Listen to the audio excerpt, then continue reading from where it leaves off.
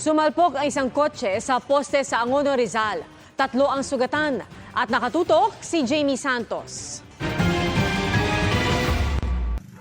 Tila nayuping lata ang gilid na bahagi ng kotseng ito matapos sumalpok sa poste sa bahagi ng barangay Mahabang Parang, Angono, Rizal.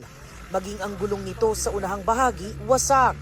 Sa kuha ng isang rescue volunteer, 2 sa pasahero ng kotse ang walang malay at may duguan. Pakikisuyo na lang sir, unconscious yung pinsan ko. Dalawang pinsan ko unconscious.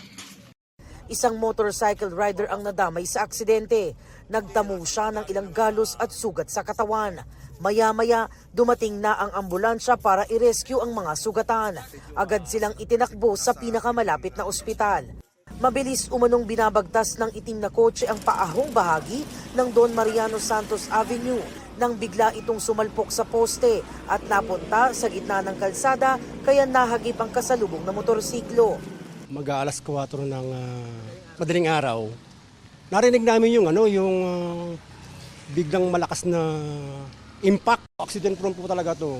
Pagkalalo hindi mga taga rito ang bumabagtas dito. Talagang kasi parang blind spot po yan eh.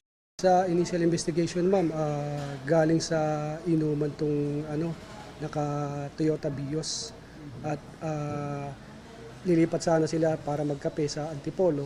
So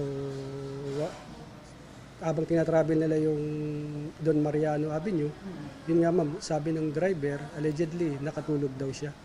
Kaya sumama sila sa poste at tumama siya sa paparating na kasalubong na motorsiklo.